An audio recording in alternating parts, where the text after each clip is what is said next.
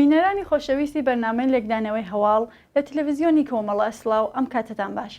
بەڕێزان ڕۆژی یەکشەمە ڕێکەوتی دەی ئۆکتۆبری 2021 هەڵبژاردننی پارلەمانی عێراق کە هەڵبژاردنەیەکی پێشوەختە بوو بەڕێوەچوو. لەم هەڵبژاردنەدا کۆمەڵێکی بەرچاو حەزب و لایەنی جۆراوجۆر بەشدار بوون. ڕادەی بەشداری خەڵک و ئاڵوگۆڕەکانی داهاتووی ساحای سیاسی عێراق و گرنگتر لە هەمووان داهاتووی ژیان و هەلومەرجی ئابووری خەڵکی عێراق بەرەوکێ دەڕوات. ئەمانە و چەند پرسیارێکی دیکە بابەتی لێکدانەوەی هەواڵی ئەمڕۆمانە کە لەگەڵ بەڕێز ئەنوەر حسەین چاوەدێری سیاسی و بەرپرسی دەستگای ئایدیا بۆ فکری و لێکۆڵینەوە تاوتوێ دەکەین. هاوڕێمان بن.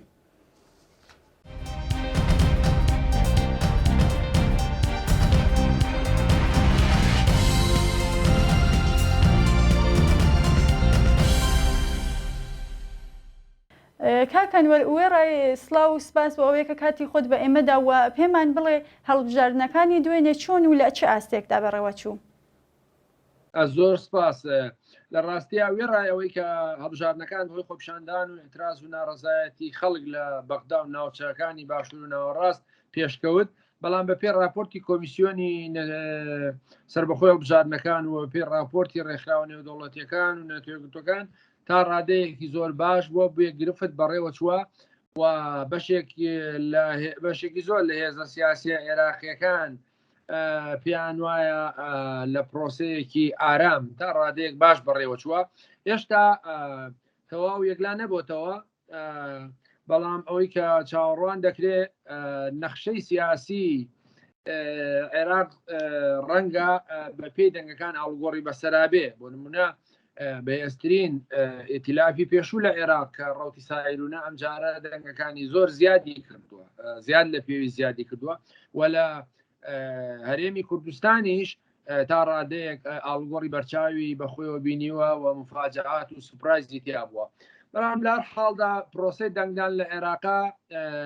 پرۆسەیەکە ئەتوانێت بەڕادەیەش کەمیش بێ دەور و نەخشی هەبێ لە پرۆسی سیاسیە و لانی کەم باشتر بێ لە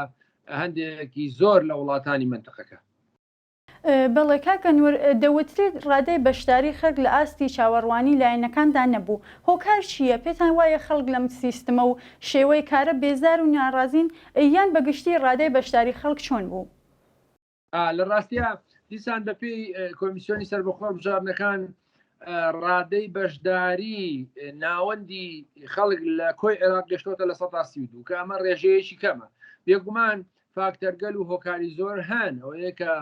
بەشێکی زۆر لە خەڵکی عێراق لە سیستەمی سیاسی و لە حکوومەت و لە دام و دەستگاکانی وەڕزن بەهۆی نەبوونی خزمەتگوزاری پێویست، بەهۆی کێشە و ململانەی تایفی و ئیتنی و مەسهەبی، بەهۆی ناعەدالەتی و گەندەڵی. خودی بەرپرسانی حکوومەتی عێراقی ئەڵێن لە سەرە کۆمارەوە تا ئەوانەی تر کە زیاتر لە 100 ملیار کە زۆرتر هەندێک جاریش ئاماژە بۆ کرێت کە 700 تا 800 ملیار دلار لە دوای 2023 لە عێراق چۆتە دەرەوە بەهۆی دزی و گەندەڵی و فەسادەوە. ئەوە یە بەشێکی تری ئەوەیە کە تا ئێستا لە دوای 2023 خۆیان دەڵێن زیاتر لە 90 ملیار دلار لە کارەبایە سەرکراوە کە ئێستا خەڵکی عێراق کارەبایان نییە. بێگومان بەشێکی زۆری ناڕزایەتی دەنگنەدانی خەڵک پەیوەندی هەیە بە ناڕزایەتیەوە پەیوەندی بەەوە هەیە کە پێیان وایە دەنگ و هەڵبژاردن و پرۆسی هەڵبژاردن ناتوانێت ئامانجەکانیوان تەقکە، ناتوانێت ئاڵگۆڕی جدی لە عێراقا پێک بێنێ و پێیان وایە دەخالەتی وڵاتانی منتیقەکە و هێزە مەسهەبی و تایفیەکان لە عێراقا ناتوانن یان نایەنەوێ ڕۆڵی جدیان هەبێ لە باشکردنی ژیانی خەڵک لە گوزەرانی خەڵک و مەسەلەن ململانەی نێوان شیعە و سوننە و ململانەی عەرەب لەگەڵ کورد و بەردەوام دەخالەتی وڵاتانی منتیقەکە و هەژمون و هەیمنەیەوان بەسەر هێزە سیاسی شیعە و سوننەکانە ئەوانە هەمووی واکە کە لە ماوەی ڕابردوودا بە سەدان کەس لە خۆپشاندەرەکان لە بەغدا لە ناوچەی سەوز شەهید بوون، جانیان لەدەستدا بەهۆی ئەوەی کە ماوەیەکی زۆر لە شەقاممانەوە داوای ناڕزایەتی و ئەترازیان. بەڵام لێرە پارادۆکسێکە بینی بەڕاستی، یعنی مثلەن ئەگەر دیقەت بی سەرڕای ئەو هەموو ناڕزایەتی و ئێتراز و گلەیەی خەڵک لە هێزە سیاسیەکان بە تایبەتی لە هێزێکی وەکو سائیرونی ڕۆتی سەدری مختەدا سەدر لە کاتێکا کە لە هەڵبژاردننی 2010 54 کورسی هەبووە و لەم کابینەی ئێستای کازمی بەشێکی زۆری وەزارەتە خزمەت گوزاریەکانی وەکو ئاو و کارەبا وەکو وەزارەتی دارایی لێپساوی گشتی بانقی ناوەندی عێراق هەمووی بەدەست کاندیدەکانی ئەوەیە کەچی بەداخەوە بینی لە هەڵبژارنەکانی دوێنێ ڕێژەی کورسیەکانی ئەوەندەنی زیادی کردووە یان بە شێوەیەکی چاوەڕوان نەکراو کورسیەکانی زیادی کردووە کەواتە ئەوە بەشێکیشی بەرپرسیارەتەکەی لە ئەستۆی هاوڵاتیانی عێراقا کە ئینتیخابەکانیان کاندیداکانیان هەڵبژارنەکانیان دیسان غەڵەتە و ئەو ململانێ بەسەری و تایفی کە هەیە ڕنگدانەوەی هەیە و پێ ناچێ بەرحاڵ بتوانێت بارودۆخی ژیانی خەڵکی عێراق و عێراقیەکان باشکە ئەم هەڵبژارنە. پێت وایە گۆڕینی هاوکێشە سیاسیەکان لە عێراق بەم هەڵبژاردنە دەستەبەر دەبێت یان باشتر بڵێم ئایا ئەم هەڵبژاردنە چارەسەری قەیرانە سەرەکیەکانی عێراق دەکات؟ لە ڕاستیە چارەسەری قەیرانی خزمەتگوزاری و داخوازی خەڵک و بهداشت و دەرمان و خوێندن و خواستەکانی خەڵک و دابینکردنی ئازادی زۆرتر ناکە بە نظری من. لەبەرەوە پەیوەندی هەیە بەو سیستەمەوە کە بەشێکی زۆری سیستەمەکە گەندەڵ بووە. بەڵام ئەگەر نەخشەی سیاسی بەبەستر هەندە سیاسیەکەیەتی بە بۆچوونی من ئاڵوگۆڕێک ڕەنگە لە پرۆسی سیاسی لە عێراقا پێک بێ بۆچوونی ئەوە گریمانەی ئەوە هەیە کە ڕەوتی سەدر بەوەی کە بتوانێ یان هەوڵی دابێ یان ئەگەرێک هەبێت لە سعودیەکان نزیک بوو بێتەوە لەگەڵ ئەمریکیەکان پەیوەندیەکی ژێربەژێری هەبێ و کازمی کاندید بکاتەوە بۆ سەرۆکوەزیران و کاندیدەکە یا ڕکابەرەکەی کە مالیکی بوو لەلایەن کۆماری ئیسلامی ایرانەوە زۆرتر دەم و پشتیوانیەکرێ شکستی هێناوە بەرامبەری ئەمە پێمانەڵێ کە ڕەنگە حکوومەتی داهاتوو عێراق لەژێر هەیمنەی ئێرانیەوە بەرەو هەیمنەی عەربی بەرێ یا بەواتایەکی تر ئەوەی کە چەند وەختە کازمی سەرۆکوەزیران کاری بۆکە بەرەو ئوروبەی بەرێتەوە بەرەو وڵاتانی عەربی و لە 2 ساڵی ڕابردوویە ما بینین کە کازمی زۆر هەوڵی داوە کە عێراق پەیوەندیەکانی لەگەڵ وڵاتانی عەربی باشکە و قیمەی چەند قۆڵی لەگەڵ میسر و ئوردن و پەیوەندی ئاسایی بوونەوەی پەیوەندیەکانیان بە ڕادەیەکی باش لەگەڵ عەربستانی سعودی وڵاتانی کەنداو ئەوانە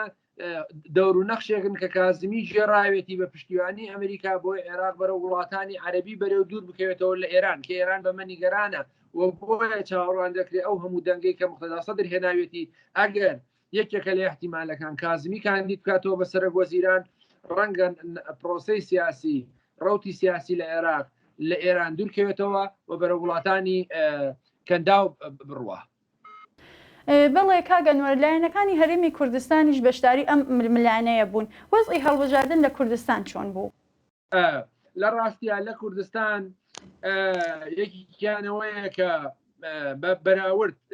لیستە حیزبە کوردستانیەکان هێزە سیاسیەکان بەراورد بە دەورێ ڕابردوو کورسیەکانیان لە کولدا وەکو کورد زیادی کردووە بەڵام لە ناو هێزە سیاسیەکانە ئاڵوگۆڕی بەسەرا هاتووە کە پارتی دیموکراتی کوردستان کە پێشتری هێزی یەکەم بوو لە کوردستان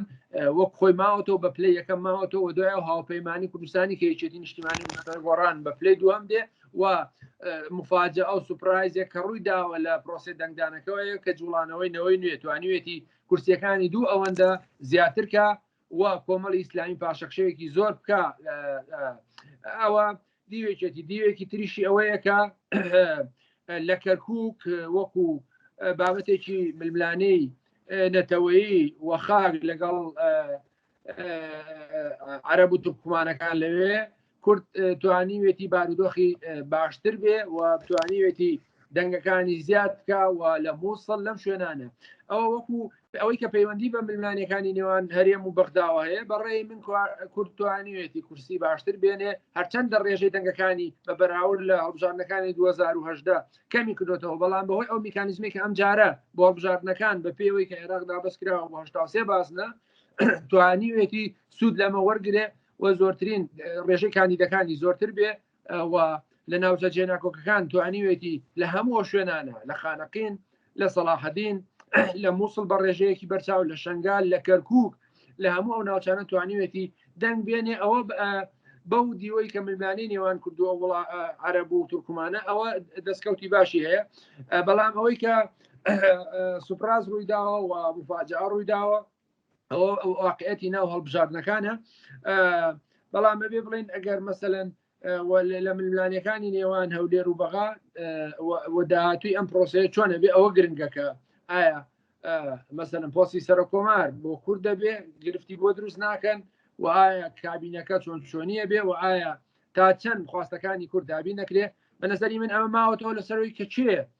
کاندیداتۆرای ڕێز وزەرای پێدرێ ئایا کازمیە بێ یان ئەگەر مەسەلەن هێزەکانی تر وەکو ئیتلافی نەسر و فەتح و ئیتلافی حکمە و دەوڵەتی یاسای مالیشی ئەمانە ئایا موحد بن ئەتوانن پۆستی کاندیداتۆرەی سەرۆک وەزیران لە دەست موقتەدا سەدر بستێنن ئەمە گرنگەوەیە کە پۆستی سەرۆک وەزیران بەچێ بێ و چەنە هاوکار و گونجاوە بێ لەگەڵ هەولێر و هەرێمی کوردستان بە نظری من ئەوە گرنگە. بەڵام لە هەر حاڵدا گرنگە کە عێراق بۆ خۆی بێ یعنی عێراق بۆ عێراقیەکان بێ و عێراق بکەوێتە سەر سکەی بەڕێوەبردننی خۆی نەک لە ژێر هەیمەنەی وڵاتانی منتەقەکە بێ نەک لە ژێر دەخالەتیوانە بێ نەک سەرۆت و سامانەکەی بچێتە دەرەوە نەک دەوڵەتانی منتیقەکە بێن وەزیرەکان دانێن و ڕێز وزەرا و خۆیان نەخشەی سیاسی و ئابووری و فەرەنگی ئەم وڵاتە دابڕێژن ئەمە بۆ عێراقیەکان زۆر گرنگە تا بیر لەمە نکاتەوە بەم ڕێو شوێنە نەچێ بە نەزانی من عێراق ناتوانێت بکەوێتە سەرسکەی خۆی. کاگەنوەر بۆچی کوردەکان کە جیاوازیەکی ئەوتۆ لە استراتێژ و بەرنامەیاندا نابینرێت بەڵام بە جیاواز بەشداری ئەم هەڵبژاردنە بوون؟ ئەگەر مەبەست نازانم مەبەستی ئەگەر مەبەست ئەوەیە کە کوردەکان ینی هەرێمی کوردستان بەجیا بەشداری کردووە لە پرۆسی دەنگدان لە عێراقا ئێکلافێکی نەبووە بە نەزەری من ئەمە ڕەنگە خاڵێکی نێگەتیفی بێ کە نەیتوانیوە وەکو سایرون و وەکو دەوڵەتی یاسا و جۆچێ ئێتلافی چێ بێ. بەڵام ئەوەی کە ئەگەر بتێ بڵێ بۆ بەجیا بەشداریان کردووە لەبەرەوەی نەگەیشتونەتە ڕێکەوتنێک و لەبەرەوەی بەڕێی من هەماهەنگی جدیان نەبووە ئەنجینان لە دەورانی پێشووتر لە هەڵبژاردنەکانی 2015 مەسەر ئیتلافی کوردستانی هەبوو یەکێتی و پارتی نزیک بوون لەیەکەوە. بەڵام لەم دەورانەیە دیارە بۆی تێڕوانینی جیاوازیان و خلافاتی ناوخۆ نەیانتوانیوە مەسەلەن ئیتلافێکی موحەدیان نەبێ هەرچەندە یەکێتی نیشتیمانی بستنەوەی گۆڕان لەم بارەیەوە هاوپەیمانەتێکیان پێکێناوە و تا ڕادەیەک یەکێتی نیشتیمانی لێگەشتنێکی هەبوو لەگەڵ یەکگرتووی ئیسلامی و یەکگرتووی ئیسلامی کۆمەڵی ئیسلامی بەڵام نەبوو بە ئیتلافێکی گەورە بۆیە ئەوە جەنابەت ڕاستە ڕەنگە بەشێک بێ لە گرفت یا بەشێک بێت لە کەمکردنەوەی تەنان کورسیەکان و دەنگەکانیشی ئەگەر ئیتلافێکی موحەدی کوردی بووایە ڕەنگە بارودۆخی هەرێمی کوردستان باشتر و بە قوتر و بەهێز کردکە بەداخەوە کە هێشتا ڕوون نییە مەسەلەن هەڵوێستی جوڵانەوەی نەوەی نەچیە چکە ئەو بە درێژایی پرۆسی سیاسی لە هەرێمیش و لە بەغداش هەمیشە ئۆپۆزیسیۆنی حکوومەتی هەرێمی کوردستان بوو ئۆپۆزیسیۆنی هەرێم بۆ ئۆپۆزیسیۆنی یەکێتی پارتی بووە بۆیە ئەوە ڕەنگە جار هەیە گرفت دروستکە ئەومانەیە نیە کە حکوومەتی هەرێمی کوردستان نابێ معارزی هەبێ نابێ ڕخنەی لێ نەگیرێ بەڵام بەڕێی من گرفتەکەوەیە کە هێزە سیاسیە شیعەکان لە عێراق لایەنە مەسەبیەکان زۆر بۆ گرنگە بۆ دژایەتی خەڵکی کوردستان و نمونونەکە شێوەیە کە لە ماوەی لە دوای ڕفراندۆمی 2007 کەرکووکیان داگیر کردوێتەوە و سوکارەتی بە خەڵکی کەرکووەکەن و سنیەکانیش بە هەمان شێوە لە ناوچەکانی خۆیان بەڵام کە دێتە سەر مەسەلەن کێشەی نێوان کورد و عەرەب ئەوان شیعە سونەکان حالفن هاوپەیمانن یەک ئەجێندایان هەیە بۆیە بەڕێی من ئەمە ڕاستە بۆ جەنابەت کە هیوادارم کورد لەم لە دوای پرۆسی هەڵبژاردنەکانە بتوانێت لانی کەم ئەگەر هاوپەیمانەتێکی یەکگرتووی نەبووە بتوانێت ئەجێندایەکی گرتووی هەبێ بۆ خزمەتی لانی کەم هەرێمی کوردستان ئەوە بۆ سەرکەوتنی ئەجێنداکانی و ئەم پرۆسی هەڵبژاردن لە عێراقا و خصوصا لە کوردستانیش ئەومان پێڵێکە هەڵبژاردن قابلیەوەی ئاڵگۆڕ بەسەر هێزە سیاسەکان نابێ بەسەر دەنگەکانیانە بەسەر پێگە و جێگە و موقعەتیان نابێ و خاڵێک کە جێگای سەرنج و نیگەرانیە ئەوەیە کە ڕێژەی بایکۆت لە سلێمانی و هەولێر و دەهۆک تا ڕادەیەک زۆر بووە بۆیە بەڕێی من ئەوە جێگای ئەوەیە کە حکوومەت یاریێمی کوردستان و هێزە سیاسی کوردستانیەکان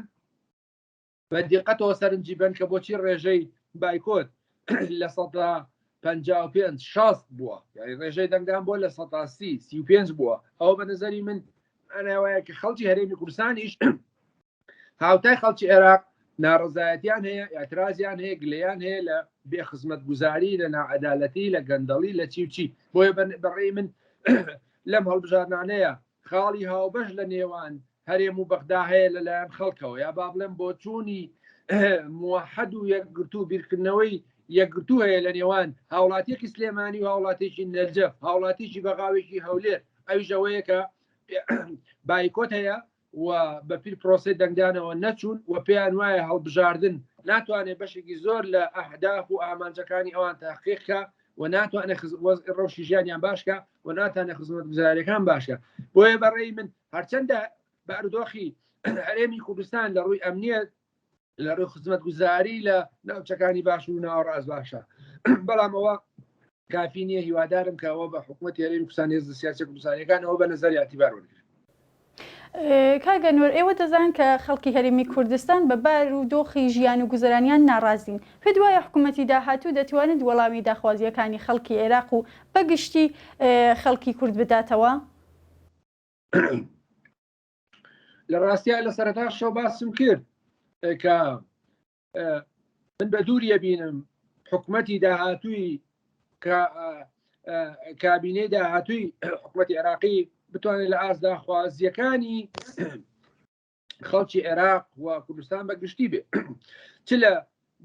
دابینکردنی خزمەت گوزاریەکانی و لە دابینکردنی ئازادیەکانی و لەو تیرۆر و نائەمنیەتەی کە هەیە و هەرێمی کوردستانیش پێم وانە بە گەشتبینیەوە بڕوانێتە حکوومەتی داهاتووی عێراق بۆی کە بتوانێت کێشەکانی چارەسەرکە و هەمیشە نەگەڕێتەوە بۆ بڕینی بودجە و موچە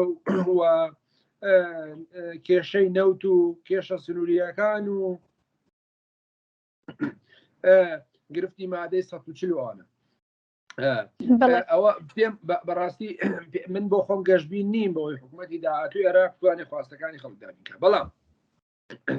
ئەوەیە کە وەکوتم نەخشەی ئاڵوگۆڕێک بەسەر نەخشەی سیاسیە ئیمکانی هەیە بێ ئەگەر وەکو من وتم ئاوا بەڕێوە چێ سیناریۆکان دەستێوەدانی زۆرتری تیان نەکرێکە ئەوەش کارێکی ئاسان نیە عێراق لە دەستی هەژمونی شیعەکان و بە تایبەتی حەشتی شعبی و ئێران دەرپێندرێ و بەرەو ئاراستەیشکە بڕواانی ڕەنگە کارێکی مەحاڵ و قورس بێ بەڵام ئەوە توانێت نەخشە سیاسیەکەی بگۆڕێ بەڵام پێم وانە مۆزوعی خزمەت گوزاری و داخوازیەکانی خەڵک و خۆنیشاندەران بە ئاسانی تحقیق بێ ئەگەر مەسەلەن جارێکی تر خۆنیشاندانەکان دەست پێ بکاتەوە حکوومەت بکوێتە ژێر فشارەوە و حکوومەت جددی بێ لە دابینکردنی بێداویستیەکان وە لە بگراچوونەوەی گەندەڵی و ناعەدالەتی و مافیا و گروپی چەکداری وەکو حەشتی شعبی و عەسایبی ئەهلی حەق و عێراق ئێستا فۆرم و شێوازێکی دەوڵەتی پێوە نییە هێندەی گروپگەلی مافیایی و چەکدار و بێئیلتیزام و بێئینتیما بە دەوڵەت بەڕێوێ بە بۆیە چاوەڕوانیشتی باشی لێ ناکرێ و شیعەکان کە ئەکسەریەتی عێراق پێگەن خۆیان بە خاوەنی هەموو عێراق ئەزانن نە قبوڵیانە کور شەریکیان بێ نە سونیەکان نەوە تەجربەی پێشوو سونیەکانیشمان بینیوە بۆیە لە هەر حاڵدا پێکێنانی کابینەی حکوومەت ڕەنگە بەرچاومە ڕوونتر کابزین کە ئایا داهاتووی عێراق بەرەو کوێڕوە. بەڵێ زۆر سپاس بۆ ئێوە بەڕێز ئەنوەر حسین چاودێری سیاسی و بەرپرسی دەستگای ئایدیا بۆ فکر و لێکۆڵینەوە کە لەم بەرنامەیەدا لەگەڵمان بوون. بەڵێ خۆشەویستانی بەرنامە لێکدانەوەی هەواڵ ئەوەی بینیتان تاتۆکردنی هەڵبژاردننی پارلەمانی عێراق بوو کە ڕۆژی یەکشەممە 10 ئۆکتۆبر بەڕێوەچوو. سپاس بۆ هاوڕێتیتان و سەرنجتان بۆ بینین درێژەی بەرنامەکانی تەلەڤیزیۆنی کۆمەڵە ڕادەکێشم.